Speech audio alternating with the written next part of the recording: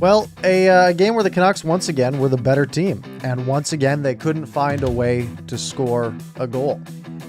Sure, we can talk about how, the Canucks had their fifth best goalie in net tonight, which is unfortunate, but they allowed 3 goals to a really good team. That's winnable still.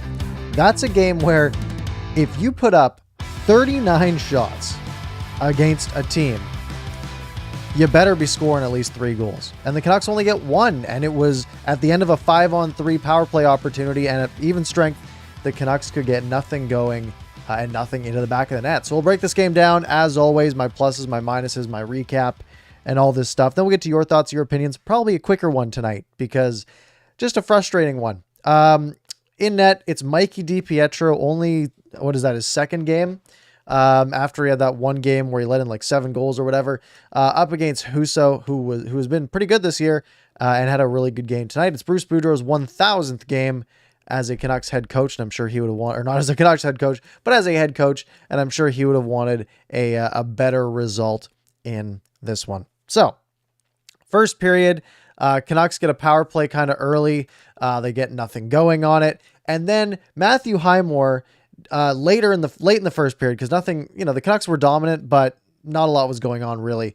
Matthew Highmore is an absolute king here. He goes out, he makes Barbashev mad. Barbashev cross-checks him in the back of the helmet. He's getting 2 for roughing. Then as he's skating back towards the bench, he runs into Krug, and then Krug shoves him over, rips his helmet off. So there's 2 penalties called. It's a 5-on-3 for 2 minutes, and it gets killed off. The first minute was basically a waste. The Canucks get nothing going there. But as the penalties expire, the Canucks make a pretty good passing play. It's a shot. Chason plays it across the rebound over to Tanner Pearson, who bangs it home, and it's 1-0 Vancouver.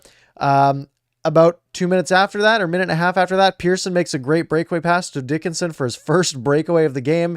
Honestly, a good shot. He tried to go upstairs on the blocker side. Husso made the stop, so it doesn't go in, and then the Blues tied it up. With a minute and a half to go, they came in on the rush. Sundqvist's shot got a really, really good tip from Falk. You can't really blame DiPietro on this one. That is an excellent tip, basically between his own legs into the top corner, and the game is tied. Shots in the first period, 21-10.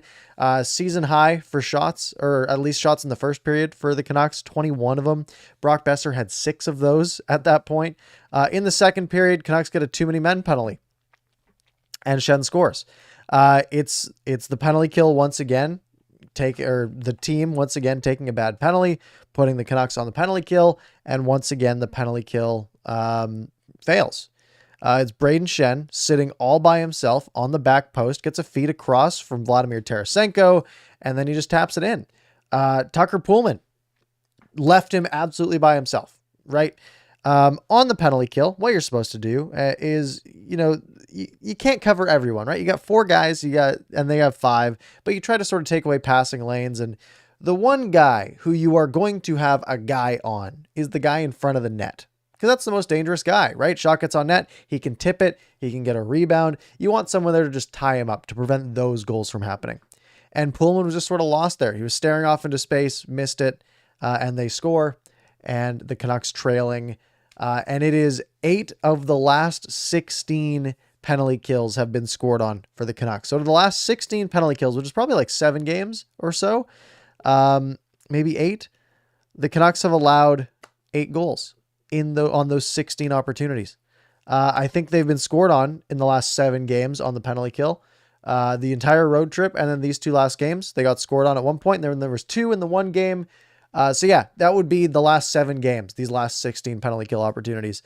They get scored on 8 of them once a game, and it's really becoming the story of this season for the Canucks, if it wasn't already. And then near the end of another dominant period for the Canucks, the Blues score again. It's Kairu's shot that goes off of DiPietro's blocker, but still goes in. He'll want that one back. It's unfortunate. It's 2 goals on 3 shots at that point. They end up getting 4 shots only in the period, St. Louis, and they scored on 2 of them.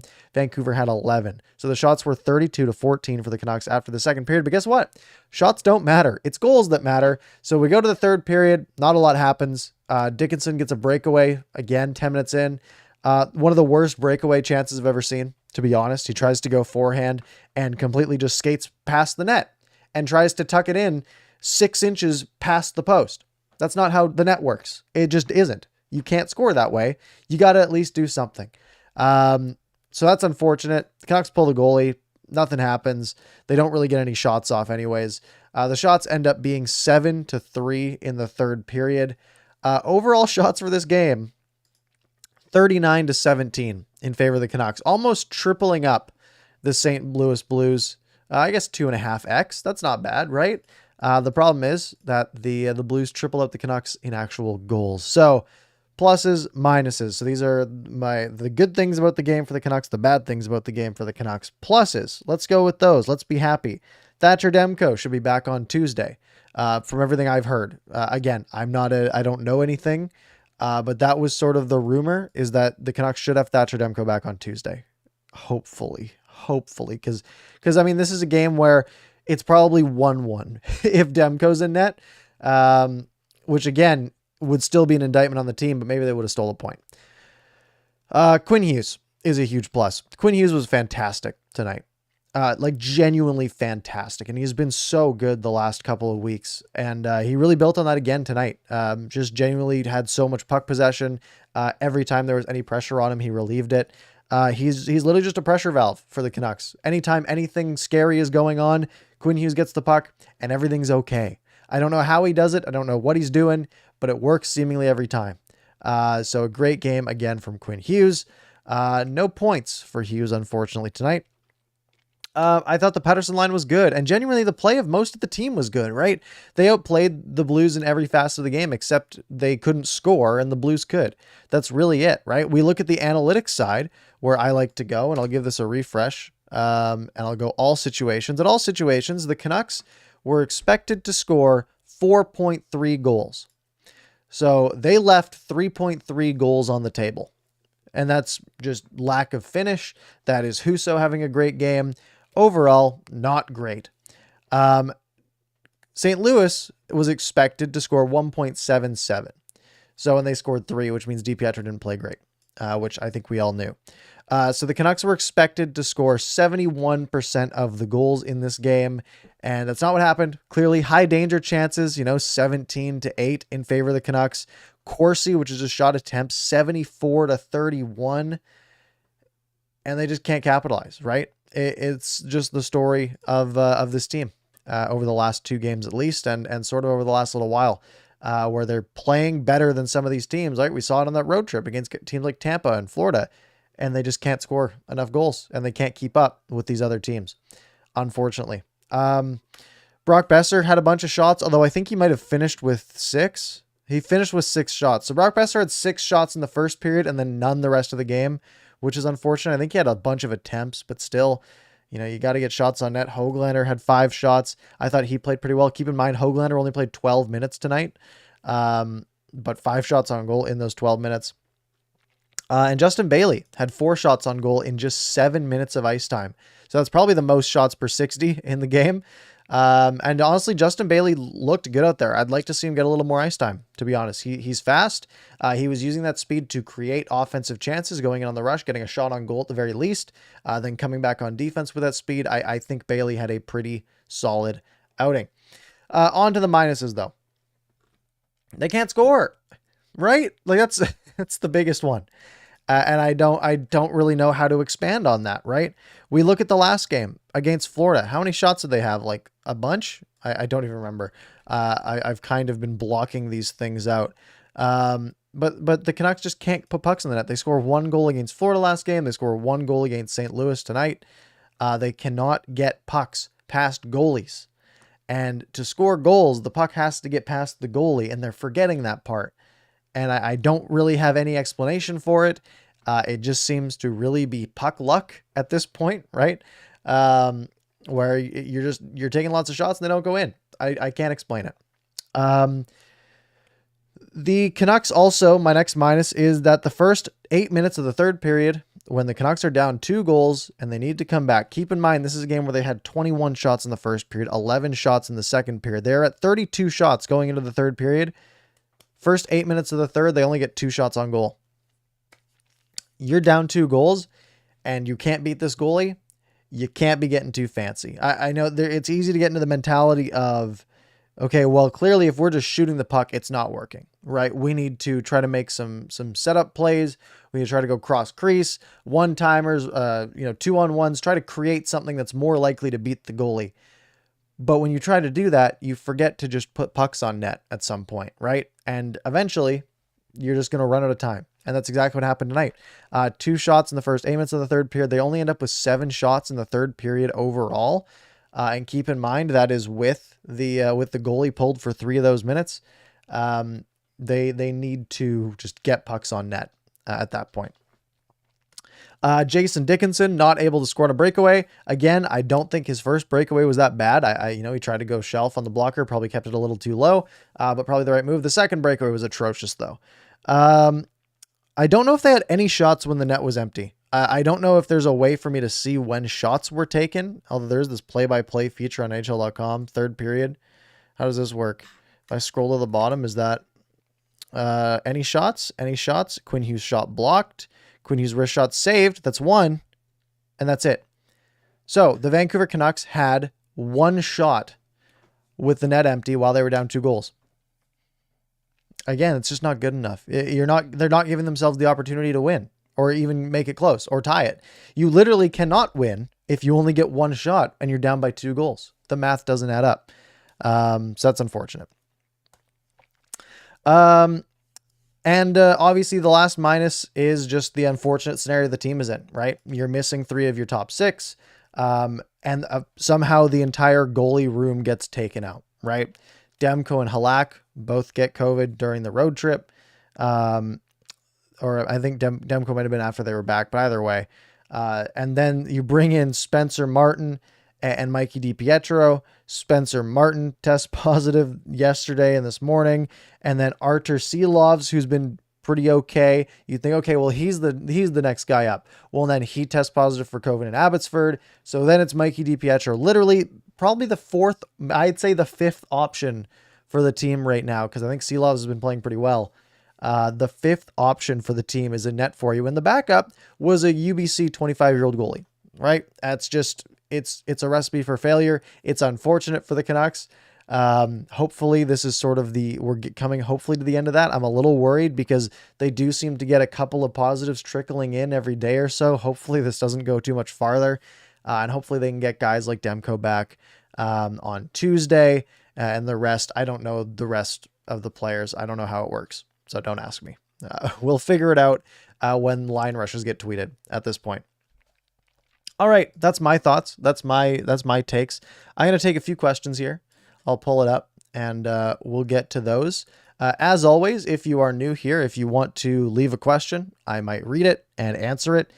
Make sure you're subscribed. I think you have to be subscribed to put a question in the chat, just to lay out the spam a little bit. So make sure you're subscribed and hit the like button because it does help me out a lot. I'm sorry I'm not as chipper as I might normally be. It is Monday tomorrow. Let's see. Stuart saying it looks like the Canucks need to learn how to translate shots into goals now. Absolutely. Yeah. It's, I wonder what their shooting percentage is, and how that compares to the rest of the league. Let's pull that up. Actually, league, I have to go stats by team. I'm getting there. And then I've got all the teams up, and then I go shooting percentage. It's not on here. I can find it though. Shots by type. Let's try this. Shooting percentage. I got it. The Canucks are 9th in the NHL. No, that's not. It's not sorting by that. Shooting percentage. The Canucks are, I'm scrolling really far, 31st in the NHL in shooting percentage. 7.6%. The only team worst is the Montreal Canadiens. And that doesn't include this game, by the way. That'll go down tonight. Meanwhile, Colorado's at 12%, right? The league average, the median, which would be 16th, which is Dallas, is 9.4%. So that's a lot of goals being left on the table. And I think that really tells the story for this game and just the team in general. Talinator saying, we need to make a move for a player that can score. We need to score more because this is pathetic to watch. Well, the thing is, they have players who should be able to score. The thing is, one player can't make much of a difference, right? If you go out and you get a 30 goal scorer, let's say, Okay, that adds 1 goal every 2.5, 3 games. That probably doesn't make a difference tonight. That might be one more goal tonight, but odds are it isn't. The math just doesn't really work there. One shot just doesn't really, or one player doesn't make enough of a difference. But I mean, yeah, when Tanner Pearson's scoring your only goal, that is pretty rough. Let's see here. Christopher saying, I think they win this game if they had one of their 2 starting goalies. I mean, they got to score more than 1 goal, right? They played well enough. They had enough shots on goal. They just couldn't score. Now, I think if Demko's in, then this might have been a 1-1 game that went to overtime, and then maybe they do score. But odds are, I think they still lose this one. Let's see here. I'm just going to take a few of these. Waz saying, what do you think will happen to DiPietro after his contract expires this season? And do you think he plays as a backup next season? The thing is, he's not worth anything right now, DiPietro. So I don't see any reason for them to get rid of him, if that makes sense. Now that kind of sounds counterintuitive. But what? He probably makes like $900K right now, but he's on a 2-way. His cap hit's $811. And he is an RFA, obviously. He was on his entry-level deal, which got slid an extra year to this year. Yeah, he's not going to get really a raise, right? He might get a bump. Here's what I bet. I bet his cap hit stays about the same, maybe $900K, maybe $1 million. I bet they raise his minor league salary, his AHL salary a bit, so he makes a bit more money. Because right now he's only making $70,000 a year, right? That's good money, but that's not great money for a hockey player, for a professional athlete. So I bet they probably give him a raise in the minors because that doesn't affect salary cap, and that's probably it. I don't think he's I don't think they're not going to trade him because he doesn't have any value. Like I said, you might as well just keep him and hope he eventually gets better at this point. But I don't think he's the backup next year. I think they go out and they get another cheap backup. I don't think you want Martin there either. Maybe, but I don't know. It seems like you might need to do some backup searching. Let's see here. Man, there's a lot of negativity around Pettersson and Besser. Meanwhile, Besser I thought both of them played really well tonight. And again, the Canucks were the better team. Here's the thing. If the Canucks had won this game like 4-3, I bet none of this is in here. I genuinely think that everyone was like, oh yeah, Pettersson played really well. Besser had 6 shots. Maybe one of those just happens to go in, which again is a lot of luck. One of those goes in and we're like, all right, well, wow, Besser had a great game tonight. He scored a goal. He had 6 shots, this and that. I genuinely think that we're so focused on results over progress, if that makes sense. You got to remember that first period, the Canucks were excellent, right? The second period, they were pretty good too. They just couldn't score goals. And I think we're being a little overly harsh here. So I'm going to skip some of these. Stuart giving a shout out to Justin Bailey. One good thing that really stood out for me was Justin Bailey provides insane speed that we really need on the team. Yeah, he is fast. And I think he's better than Alex Chason. So that's where I'm at on this one. Kai saying in a game where most of our stars are out, you have to really appreciate how elite Hughes is. I fully agree. Let's see here. Zach saying that Pettersson seems so flimsy and is pushed off the puck rather easily. Do you think he'd be better if he bulks up a bit? No. I think he's like 200 pounds, isn't he? Didn't he gain some weight? He's not 200 pounds, but he's like 180, 176. I mean, what are you going to do? You're going to add 20 pounds to him. He's going to get way slower and less mobile, and probably not any better. No, I don't think he'd be better if he bulked up a bit. I think there's a lot of really skilled players. No one was saying this a few years ago, right? Elias Pettersson, 2 years ago, and he was fantastic, in his rookie season and the season after when he's a point a game player. No one's like, oh, he's too small, because what he was doing worked. And now he has a rough skid And it's not his size that's the problem. It's just that he's not playing good. But it's not that he's weak. I think that's just kind of silly, to be honest. Todd, do you like PD playing center or the wing? I think the Canucks need him to be a center overall for the future. But I think he seemed to really play better on the wing. And it's because you just have less responsibility, right? There's less going on. Instead of the whole ice, you have one half of it basically, right? And your job is basically go into corner, try to win battle. If you win battle, try to play it to the point or the center or the far side. If you lose the battle, come back and cover your defenseman. That's kind of all a winger does. It's a much less brain focused position.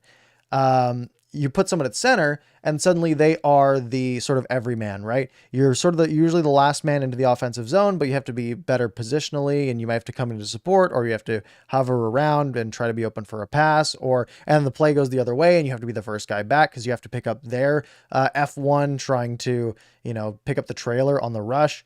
And then you got to go in down low and help, and then you got to curl out. It's way harder to be a center than a winger. And that's why centermen are way more valuable, because it's a lot harder to do and it has a much bigger impact on the game. So my long-winded answer is I think he is playing better on the wing currently, but if he is a center, it's a lot more valuable for the team if he can play at the same level, which he's shown he can.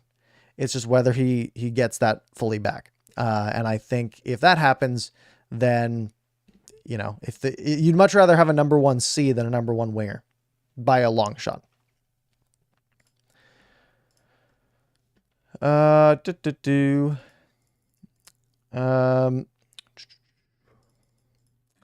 Let's see here. I'm just going to take a couple. Scout with a good point here. The next 3 games are crucial.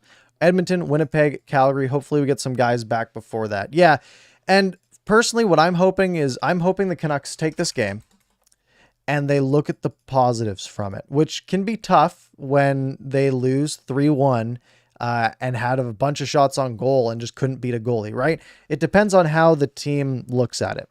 Do you look at it as, hey, we played really well, just couldn't get the puck in the net. Let's work on that a little bit. Tomorrow at practice, let's work on finishing. Let's work on some offensive plays. But hey, if we play like this, where we are out shooting teams 39-17, we're going to win more than we lose. So let's not change too much, right? Our goalie didn't play great. Let's take that, because if we play like this, if the Canucks were to outshoot the Oilers 40-20 and the Jets 40-20 and then the Flames 40-20, they're winning. They likely win all 3 of those games, if not just 2 of them, right? They gave them, if you keep playing that way, it gives yourself the chance to win. Now, if they go into it with the mentality of, man, we can't score, we got to do things differently, if they try to get more fancy, if they don't simplify the game but go more the opposite direction, where they're trying to set up like super fancy plays that they only end up getting 18 shots on net because they're waiting for the perfect opportunity instead of just throwing pucks at the net sometimes, then it doesn't work. Now, they get the Oilers on Tuesday. If the Canucks get 39 shots against the Oilers, they should score like 6 goals, right? Let's be real. They don't have goaltending. Now that I said that, they're not going to score any goals, but I genuinely think the Oilers are the perfect opponent to get an offense clicking, because even if they lose on Tuesday, I think there's a good chance that they score a few goals. So take the over on Tuesday, because I think we could see, if the Canucks lose that one like 5-4, at least they've scored 4 goals, and maybe they win it like 5-2 or something like that. And that would be nice. But yeah, definitely 3 really big games, and hopefully they can bring it up to a bit of a better level. D-Train, would you try Spencer Martin in a few more games, see what he can do? He had a good game. I think he deserves another look. No, you put Thatcher Demko in. The Canucks aren't in the business of developing AHL goaltenders when they're trying to push for a playoff spot. You give your team the best chance to win. And currently the best chance to win is Demko Tuesday, Demko Thursday, Demko Saturday, Demko Monday, and then Halak comes back for the Tuesday back-to-back before they go into the All-Star break. You play your better players. just because they have one good game. Demko's had a lot of good games this year. You play him. Spencer Martin can go to the AHL and he can play 25 more games this season and maybe develop into something. I don't think you need to throw him to the Wolves to figure that out. But yeah, he'll probably will be the backup if he, after the 5-day period, right? On like the Saturday game, if Halak's not back, then maybe he's the backup because we're at the 5-day point. Let's see here. Jordan saying that he loved Lamico Highmore Mott line tonight. They controlled play really well. I do agree on that. They're good. They're good. They're good hockey players. I'm just gonna do that. Yeah, they've been playing really well. I think Tyler Mott was once again pretty good tonight. I loved Highmore. Honestly, that Highmore play where he just basically, drew 2 penalties on, I think it was Barbashev and was it Falk? That was sick. That was sick to do that. But yeah, I agree there. Let's see here. Kai saying, do you think Dickinson might be a dark horse to get moved at the deadline? He's been better since Bruce got here, but still has been underwhelming. Rutherford's known for liking fast forwards too. I don't think anything's off the table because I think if the Canucks are sort of out of it at that point, which is really possible, right? We're talking 2 months from now. We'll have a real good picture on this team by then. Yeah, I could see him definitely being an option because even if you can't get a lot for him, like let's say the only return available is like a third or a fourth or something, you look at the contract, right? Because it's a salary cap league, and really to build the best team, you need to have the best value, right? You can take all the best players and put them on one team, but you're going to run out of cap space really quick. So it's whoever can, it's literally what team can do the best with the dollars you are allocated. That's basically the NHL. That's NHL management in a nutshell. Jason Dickinson makes what, 3.25? Is that right? Is he at 3.325? No, he's at 2.65. I thought he made more. So he's at 2.65. Now, if you don't think you're getting 2.65 of value out of him and you think he's only worth 1.5 and you can pick someone up for maybe 2 million in free agency to replace him, that would be better, then sure. But it's, it's not that easy, obviously. But I wouldn't be surprised if he's a name that floats around to maybe a contender, just as a defensive guy. Let's see here. I don't know if there's any. Jaskran saying this gave me flashbacks to the Canucks Wings game where they outshot them 41-20. I mean, yeah, very similar. This has happened to the Canucks a few times this year, and that's why hockey's kind of weird, right? It's a very luck-based sport in the fact that there's just not a lot of goals scored every game, right? This game there was 4 goals scored. So there's only a few ways that can go. It can be 4-0, 3-1, 2-2, 1-3, or 4-0, right? There's only like 5 possible scores if there's 4 goals scored. And, maybe 2 of them go the Canucks' way, 2 of them go the other team's way. And even if you have more shots than the other team, 1 shot is what makes the difference. It's not like something like basketball, which is sort of the exact opposite, right? If you have a team that's playing really well, they win almost every time because they just make more shots and there's so many more opportunities to score and there's so many more scores happening that eventually just sort of averages out, right? Just like how we see teams sort of average out over the course of the season. In basketball, it sort of happens over the course of a game. And that's how you get teams that win 73 games in a season. And you don't see that in hockey, even when you have, Colorado or Tampa Bay being absolutely insane. Where, Tampa won like 60 games a couple years ago, but that doesn't happen often. Let's see here. Jaskren saying, should the NHL consider 4-on-4 hockey in the future? They're not changing hockey. That would be they just couldn't do that. It would mess up all the records. It would mess up the history. It would mess up everything. 5-on-5 is fine. There is going to be a 3-on-3 league starting soon. I think it's like 3 ice or something. Yeah, 3 ice, which starts in summer. It's like a summer league. That's like touring to a bunch of different arenas, and it's just 3-on-3, which will be cool. And then, yeah, we get to see some 3-on-3, and that'll be on TSN apparently. So that's fun.